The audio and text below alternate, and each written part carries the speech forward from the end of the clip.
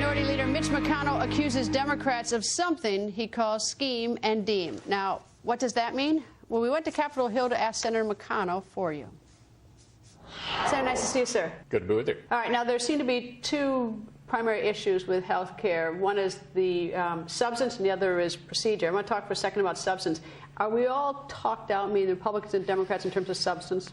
Well, the public gets it. They know it's $500 billion in Medicare cuts, $500 billion in new taxes, and higher insurance premiums for everybody on the individual market. They understand the substance. All right, procedure. Are you? I take you're unhappy with the way you think the procedure's unrolling because you're a Republican, obviously. Yeah, but it's been outrageous. In the Senate, you had the Cornhusker kickback, the Louisiana purchase, the Gatorade, the special deal for Florida. And by the way, all those special deals will still be in the bill over the second time around, except maybe for the Cornhusker kickback. And now, the House, incredibly, has cooked up the scheme and deem proposal. Which is what? Whereas they passed the Senate bill and never vote on it. You think the public is angry about this now? They're going to be truly outraged when the House, with a straight face, tries to argue that somehow the Senate bill cleared the House and no one ever voted for it. Well, isn't this sort of a way for the Republican Party to checkmate the Democrats? You want the Democrats to go back to their districts and say, look, I really didn't vote for the bill, or I did vote for the bill. Right now this is not an argument any longer between Democrats and Republicans. It's between Democrats and their own constituents. How will they be able to explain to their constituents that a bill that has the government take over 1/6 of the economy cleared the House of Representatives and no one voted for it? Explain to me how you see this unraveling in the next couple of days. Well, I think they've got a heck of a problem here.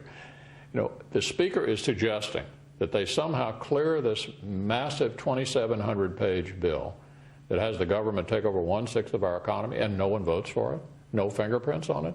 Meaning what? That they do the so-called slaughter solution? Is that what you're saying? Yeah, they're going to pretend that it passed and no one ever voted for it. So how does that happen? That's a departure, I take it, in what? Well, no, I assume they can make it happen, but the question is not whether they can do it, but how the public is going to receive it. You think they're angry about the special deals in the Senate bill? Wait till they hear that the House of Representatives sent this bill down to the President for signature, and they were all able to claim that they didn't vote for it.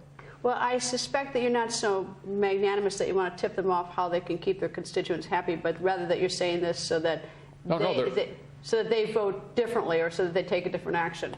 There is a way to keep their constituents happy. They ought to shelve this bill, put it on the shelf, and start over and go step by step to work on the cost problem. Let's say it doesn't pass, and we just spoke with Congressman Ryan of Wisconsin. He says that his estimate's 10 short. I don't know whether he's right or wrong, but if it doesn't pass, is health care then over? Health care reform over? What we ought to do is start over, go step by step, and do things like fixing the problem of junk lawsuits against doctors and hospitals, having interstate insurance competition, having small business groups be allowed to form to purchase insurance. There are a number of things we can do to target the cost problem that we could have done a year ago, and we can still do now. And by the way, the President's now finally talking about waste, fraud, and abuse in Medicare. We don't need to pass this 2,700-page bill to go after that. Well, we should have been going after that for years. Absolutely. That's a given. Yeah. we should always go after crime. We don't need a bill for crime.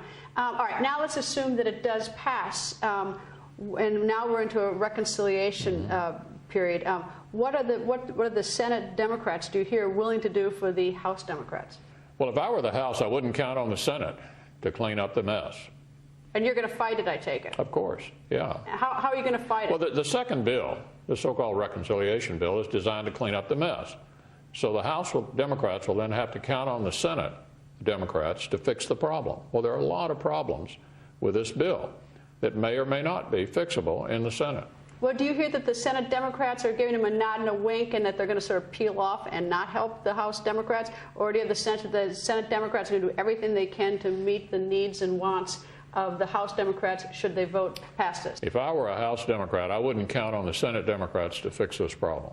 At all? No, because the bill the Senate passed will already go down to the President and be signed into law. The second bill only serves the purpose of the House. To try to fix the problems the House didn't like in the original bill that's already gone down to the President for signature under this hypothesis. Have you spoken to the President of the United States in the last week at all about the bill? They never contact you? No. Not at all? Nope. Has anyone have you heard from any leadership, the Democrats in the House? No, this is a Democrats-only deal at this point. They're trying to convince their own members to ignore the wishes of their constituents and pass it anyway. There's a certain arrogance in all of this. You know, we know better. They're saying to their members, we're smarter than the American people. Let's just do this anyway. Ignore their wishes. Look, there's only so often you can vote against your constituents before they start voting against you. Senator, thanks, sir. Thank you, Greta. Well, we didn't